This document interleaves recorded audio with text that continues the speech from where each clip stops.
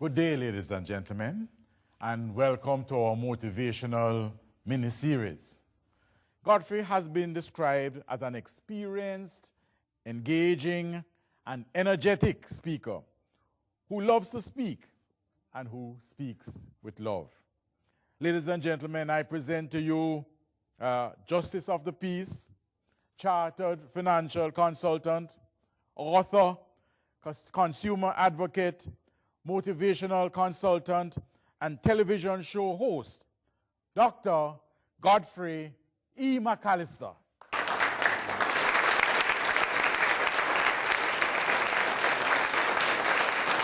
Thank you very much, Mr. Moderator. Secrets of successful selling. One of the first things that I'm sure will come to your mind is the fact that you are not a salesman or a salesperson. You don't sell insurance, you don't sell cars, you don't sell flour or rice. You're just not a salesperson. You are a secretary or probably the CEO of a large corporation. But I want to make it very clear that when we talk about secrets of successful selling, we are speaking, in fact, to every living human being because we all are salespersons. There are several secrets that I will share with you today. And the very first secret of successful selling is one that will shock you. And that is, don't sell. Is that like saying the best way for an airplane to fly is not to fly? The best way for a boat to sail is not to sail? Well, let me put it in context. When you're writing, we can use quotes. When we're speaking, I suppose we say quote unquote. So let me rephrase that. The first secret of successful selling is don't sell. Don't appear to be selling. And the reason that you must not appear to be selling is because nobody likes to be sold, including you.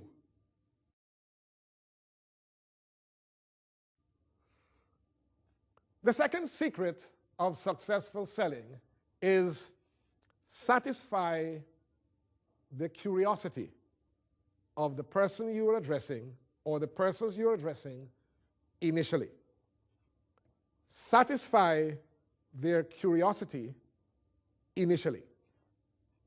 Unfortunately, when we think of the term curiosity, one of the things that comes to mind, perhaps the foremost thing that comes to mind, is that curiosity does what? It kills the cat. Yes. Curiosity kills the cat. And so because of that, I believe that many people have swung the pendulum to the other side in an attempt to preserve themselves. So what do? They kill curiosity because they don't want curiosity to kill them. But yet God created us with a C gene, and that's not cancer. That C stands for curiosity. You don't believe me? Well, those of you who are parents, just look at your children. I don't mean after you have disoriented them. I mean the little baby children. When the baby comes into the world and in the early years, curious. What is this? Why? How? Where? When? Who? Why? What? How? Where? When? Who? Why? Touch. Curiosity. That's the gene that God has placed in every child. Unfortunately, many of us as parents, we suppress that gene. We kill that gene. We tell the child, don't touch.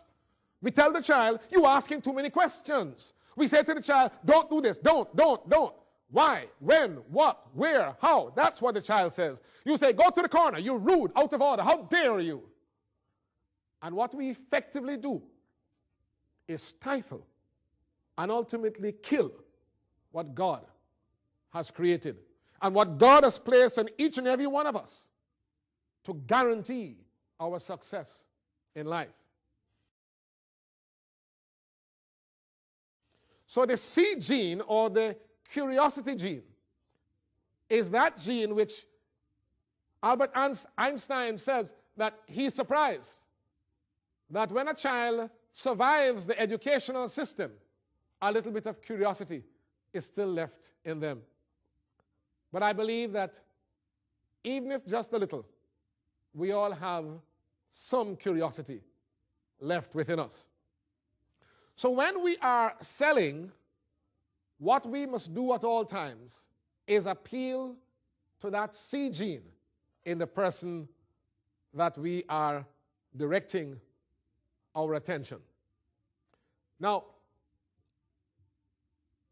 one of the ways that we do that is to try to get in to the person's space. And as we go down the secrets of successful selling, the reason for that will become more obvious. So for the time being, let's just remember, the first secret is don't sell. Modify that to read, don't appear to be selling.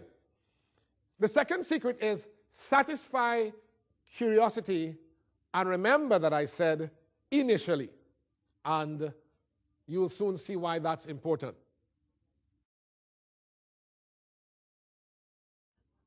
The third secret is that we must identify, analyze, and understand the product that you want someone else to buy. And here's where I burst the bubble. And here's where I put each and every one of us on the witness stand. Because you see, you were not invited here today, or you have not attended here today in your capacity as salespersons. You're here today because you are persons. And so I want to suggest to you that each and every one of us, every day of our lives, we sell ourselves. Sometimes we undersell. Sometimes we oversell. But we sell. And I would like to say to you that we must take time to assess ourselves and to understand ourselves, because there is nothing that you can sell, there's no product, there's no good or service that you can sell without first selling yourself. In one of my first books, You've Got All It Takes to Succeed, one of the very first, or should I say the first chapter after the preamble, the first chapter is The Man in the Mirror. And The Man in the Mirror goes all the way down to page 50. At page 51, The Man in the Mirror stops. But then the next 20 pages speaks about the man next door. And the reason that I spent 50 pages talking about the man in the mirror and only 20 pages talking about the man next door is because the man next door is almost identical to the man in the mirror. Oh, yes, you're black and he's white. So what? You're tall and he's short. So what? You are handsome and he's not. So what? Got to make sure I don't get those things crossed, you know what I mean? He's handsome and you are not. Oh, that's not allowed. But deep down inside, after you take away the externals, after you take away the ephemerals, after you take away the non-essentials, people are very similar. And so the golden rule, which I believe you'll hear me refer to on more than one occasion today, the golden rule, do unto others as we would have them to you. Many people have perverted that golden rule, and now they say, do unto others before they get a chance to do to you. Well, I will stick to what my grandmother taught me. Do unto others as we would have them do to you, because guess what? You want to understand the man next door? Leave him alone. Don't waste any time analyzing him. Analyze yourself. Spend some time in that mirror, and you'll get to know almost everything you want to know about the man next door. So to the extent that I am the product that I'm selling, I must know myself. And the more I know myself, the more likely I am to be a successful salesman. The next thing, I've already alluded to it, is identify the buyer. And that, I believe, is secret number 4. Identify the buyer. Now, you may say, well, isn't that obvious? Well, I don't know what's obvious. What I do know is that successful people do a lot of obvious things. Successful people are not from Mars or Venus or so one of these outer space people. They're not aliens with special brains of a certain size or shape or dimension. Successful people simply do what ordinary people do not do, but should do. That's all. Students who are successful don't have a bigger size head, or certainly don't have a bigger size brain. They just do what every student is supposed to do. And they do it today, and they do it tomorrow, and they keep on doing it, and they become successful. So being successful is really not rocket science. It's really about doing what the majority of people refuse to do, although they know what to do. So identify your buyer. Now, obviously, we're not going to spend much time speaking about that because buyers are many. And depending on who you want to sell, depending on who you want to impress, you must identify that person or those persons and make sure that you understand them. If you, for instance, going for a job, I believe that's a very good example. You're going for an interview, and you want to work with a chicken company, a company that rears chickens or manufactures produces, should I say, the finished product. If you're wise, before you get to that chicken company, you will learn to spell chicken front ways, back ways. You will eat chicken even if you are a pork eater and never ate chicken in your life. I'm sorry. You want to go work at a chicken place? You better start eating chicken.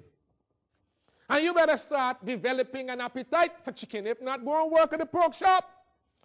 But you can't be dissing the chicken on one side and wanting to work at the chicken company on the other side. You might get the job, but you wouldn't hold it for very long.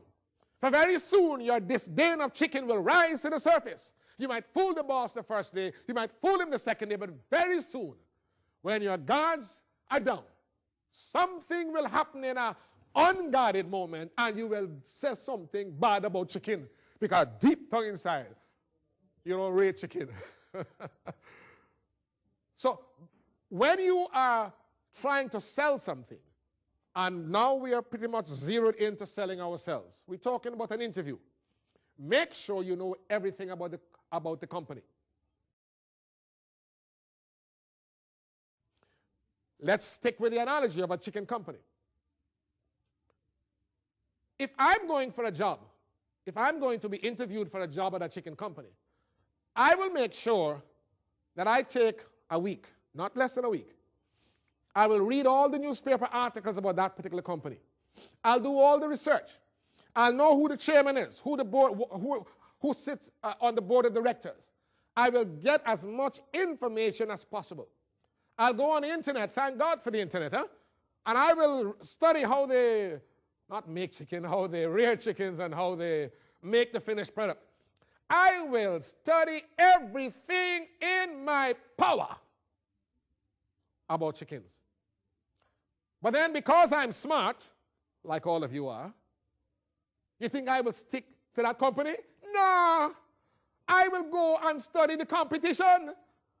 I want to know, let's call the company that I'm targeting Chicken Company A. Huh? Now when I finish study about Chicken Company A, I going to study about Chicken Company B and Chicken Company C.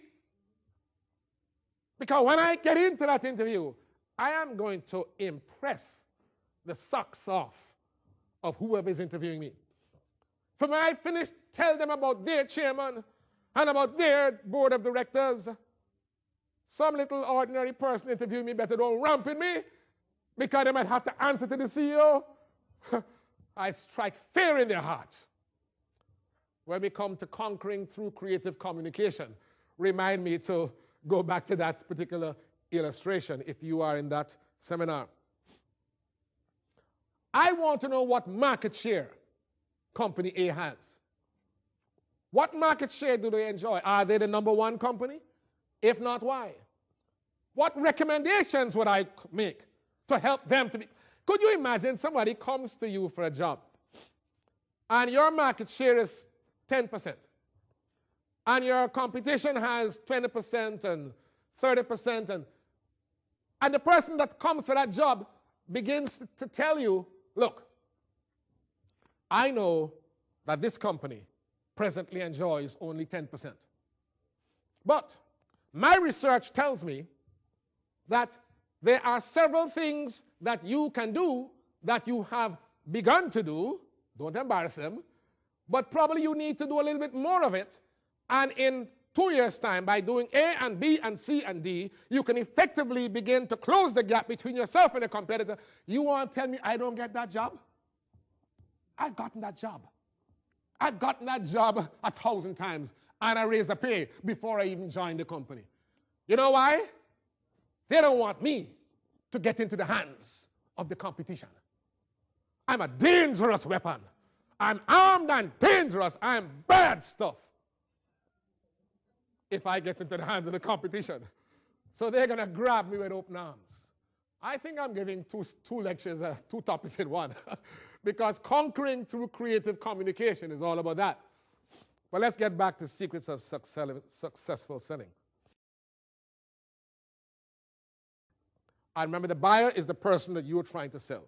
The buyer is the person you're trying to impress. Okay, so you're trying to impress a young lady, or an old lady, or a young man, or an old man, whatever.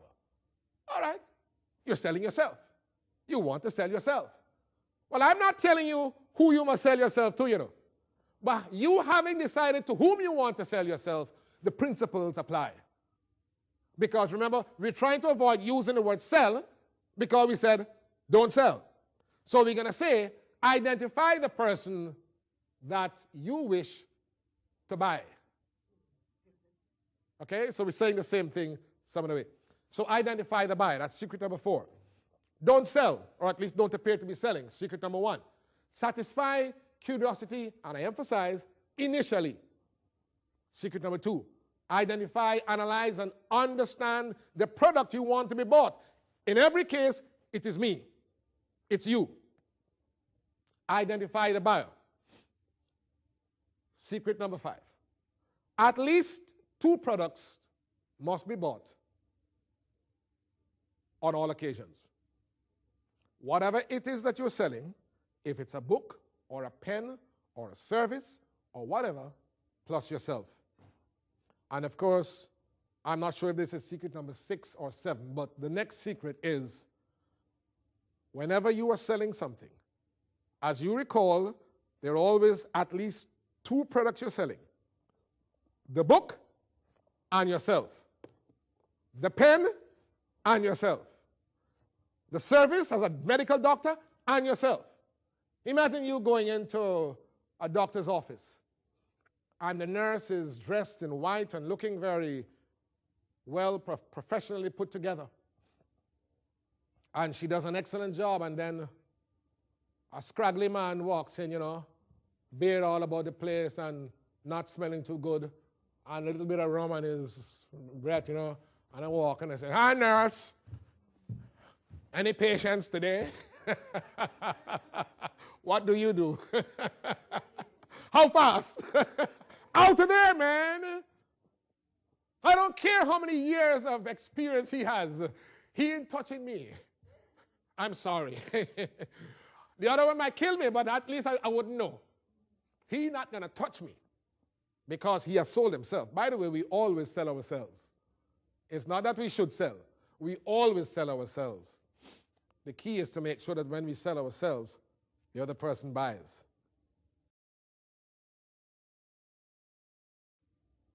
And so the more important of the 2 persons, of the two things, of the two products that we're selling, will always be me, will always be you. Now, see if you can understand this. If the emphasis is not on selling, but we know that there's always an exchange of goods and services in the economy, then the emphasis must be on what? Buying. That's it. If the emphasis is on buying, and I am the salesman, for me to be a successful salesman, I must ultimately get the other person to buy.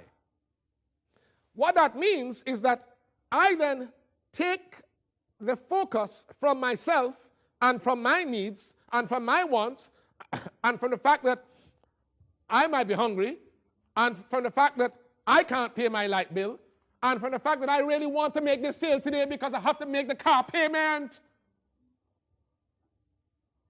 I free my mind from all of those hassles, all of those traps, and I focus on the buyer.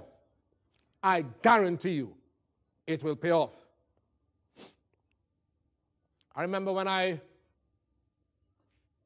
began my life insurance career, I decided that instead of selling individuals, I would work with groups. Why? Common sense, I thought. Why should I expend my efforts on one person when I can expend pretty much the same amount of effort on a large group? So I targeted teachers and nurses. And because I wanted a relationship, because I was focusing on the buyer, I didn't wait until they graduated from school. I went to them in first year and got to know them. I can play the piano. I'm not a pianist, only a piano player. But I could play the piano. So when the pianist is not there, I'm the piano player. I have some experience in journalism. I have some experience in a number of things. I gave them all that I had. We bonded. When it was time for them to buy insurance, there was no need for me to sell. They bought. I don't know if any nurses are in the audience today because they turn up in all shapes and sizes these days, but I can assure you that any one of them will tell you when it was time for them to buy insurance. One of them would give me a room, and this is at the hostel, and they would come into that room and out of that room like clockwork. And all they wanted to do, Uncle Godfrey, where must I sign? Uncle Godfrey, I don't have time for listening to all them foolishness about insurance, man. Where must I sign? You think it's insurance they were buying? It's me. And they done made that decision long time. So where must I sign? Let me get about my life. The result was that in one particular year, there were 85 nurses in training. And there were 40 insurance agents competing for the sales. And in the insurance field, we have something called the law of averages. And I told my boss from early that I respect the law of averages, but it doesn't apply to me. It applies to everybody. You talk to 10, you get 2. Or 1 out of 5 or something. Pardon me if I don't know it very well. It don't apply to me. He said, what do you mean by it don't apply to you? I said, boss, it don't apply to me. Listen to what you just said. You just said that thing named the law of averages, but I am not average. So how can the law of averages apply to somebody who's not average? Can I see the hands of all the average people here, please? Anybody here in the audience is average? No average people there? Oh, wonderful, great. There's a wrong set of people that have come to this seminar. You guys have arrived already. Well, that year, out of the 85 nurses, the law of averages says that there are 40 insurance agents. Each insurance agent should probably have sold 2 nurses. Fair enough? Well, the law of averages kicked in after I got my share. Out of the 85 nurses, 75 bought from me. And the remaining 10 were shared up. among the 39 agents. Now, I don't care how it got. That's not my problem. And there was one particular girl who was in tears. She was petrified. She was just distraught. And she came to me and begged me to give her release because her sister's boyfriend was an insurance agent. And anyhow, she didn't buy from him. It would create a family problem. And she said, Uncle Godfrey, what must I do? And she was distraught. And I rested my hands on her shoulder and I said, I understand. But here's the deal. This time, only this time, buy the insurance from him. But only this time.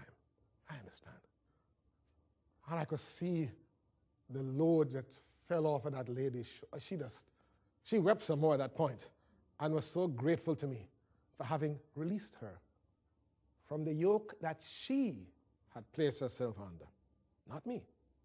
Or was it me? It was me. You see, I gave her what she needed. And in another presentation, you will learn about the power of addictive behavior.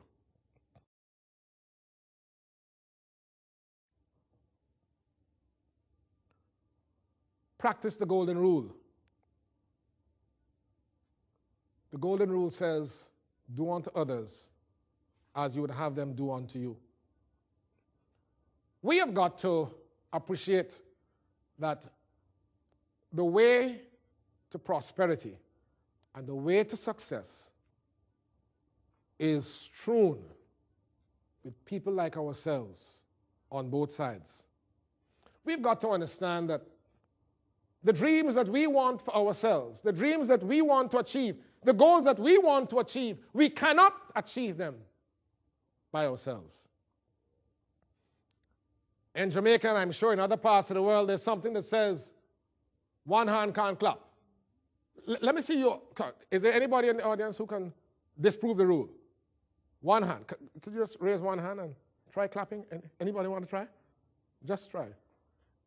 I see a fella behind. You look like a brilliant fella. You can probably break some. Try it. One hand. Can't clap. You want to get a clap? Two hands. It may not be my two hands. It may be one of mine and one of yours, but two hands are needed. I scratch your back, you scratch mine. These pithy sayings are all around us. Do we apply them? So in conclusion, when we talk about secrets of successful selling, let's rephrase that. Secrets of successful buying, where we get the person to buy what we want to sell. Because one, we don't appear to be selling. Two, we work on the curiosity of the person. What is it that the person needs? What is it that the person wants? What interests the person? Yes, you've got to do your fact finding. That's how you'll get the information. I want to sell myself at an interview. I want a job. I've got to do some research. I've got to figure out what is it that company is looking for. And the more I know about what the company wants, the better equipped I'm able to sell myself.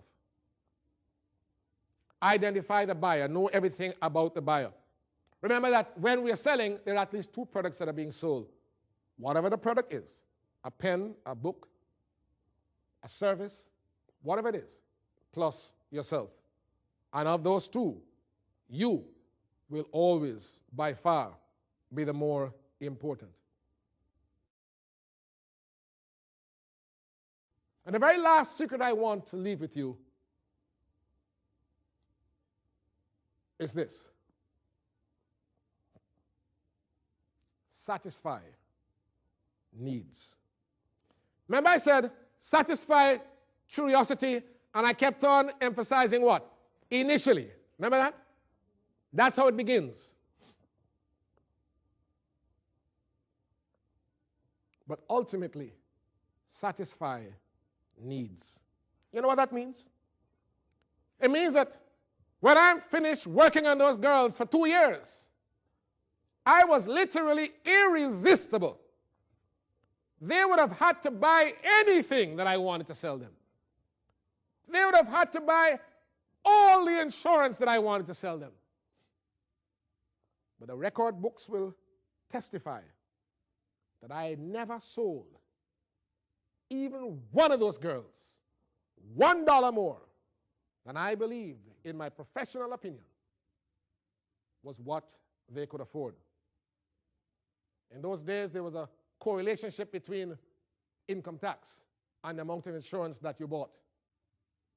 And all of my girls, and all of my teachers, and there were some men in some other parts of the nursing profession, $50 a month. Not even $50.05. $50 a month. So I sold them all sorts of hybrid coverages. $35,945, $50 per month. But that is what I concluded. That given their salary, I gave them just what I believed they could have afforded. You know what that did? That made them even more committed to me. Because they realized that I was putting their interest. That made them addicted to me. One of the things about successful selling is that you mustn't be selling and selling and selling. And you sell once or twice. You make the pitch once or twice, and you validate after that. Some people call it residual income in a slightly different context. But I'm talking about a situation where you are interacting with the person on an ongoing basis. Very important. Satisfy needs. That's how you build loyalty. The person may say, man, I'm so impressed. I want to spend $100. You've got to say, are you sure that that's necessary? You can't tell them no, but when you finish with them, they will agree that for now, all they'll spend is $50. I remember once I was invited to do a seminar, and they asked me to speak on the subject, the art of selling. I turned down that invitation. But they had done their homework, and they had checked it with my office. And they knew that I had no engagements for that particular day. And they couldn't understand why would I turn down. Wasn't the pay enough? Probably it wasn't, but that was not why I turned it down. So they contacted me. Said, what happened, man? We believe that you are free. Why wouldn't you come and speak? I said, well, I'm not qualified to speak on that subject. Not qualified? You? $1 million, top of the table, $1 million round table man? Led the world in 7 consecutive years, the whole wide world. You're not qualified to speak on the art of selling? I said, no. When I figured I had toyed with them long enough, I said, but if you agree to slightly modify the topic, I will speak. They said, tell us any topic. Any topic. You choose a topic. I said, I wouldn't mess with your topic too much. As a matter of fact, I wouldn't take away anything from your topic. I'll add 2 letters. I am qualified to speak on the heart of selling. Not the art, but the heart of selling. I must have a love relationship with those that I seek to serve. I must want to seek the person's ultimate good. If not, I do not qualify to interact with them. I must want what's good for you. Don't worry about me. I'll get paid. I always will get paid. You will make sure I get paid because I'm taking care of you. And so I challenge you. When you leave here today, ask yourself the question, given all that God has given you, given all the assets, given all the inspiration, given all the motivation, given everything that God has given you, How good a job have you been doing in selling yourself? Are you under potentialized? Is there a little bit more than you can do based on what God has already given you? The secrets of successful selling, if applied, will help to take you to the next level. Put the other person first. Forget about yourself. Make sure you know yourself. Then forget about yourself. And focus on being meaningful, being relevant to the other person. And I guarantee you, and I invoke the power of Almighty God in this because I believe that this is His will, that as you seek the best interest of your neighbor, as you put others before yourself, as you esteem others higher than you esteem yourself, as you commit yourself to a life of service, the God of heaven, who Himself is the epitome of service, who made Himself of no reputation so that He could serve you and I when we empty ourselves of our conceit and of all the things that inhibit us from relating to others. I guarantee you that not only would you have mastered the secrets of successful selling, but you will be the greatest salesman, the greatest saleswoman, the greatest salesperson that ever lived. May God bless you.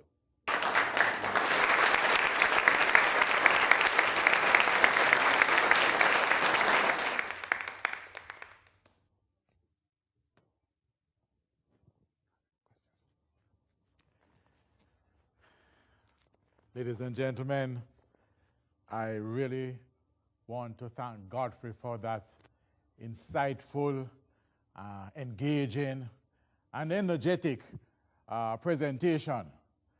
I spent some time in sales myself, and I remember his first point.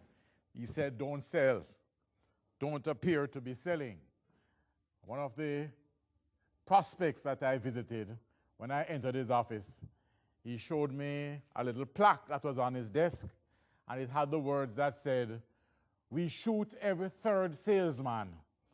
The second one just left." So for the next half an hour, I tried my best not to appear to be selling, you know, and he bought. He bought. But a presentation like this, so engaging, interesting, and insightful, I'm sure there are some questions that probably jump to your mind, and we have Dr. McAllister here who would give you answers. So, who has the first question? We could take about 3 such questions.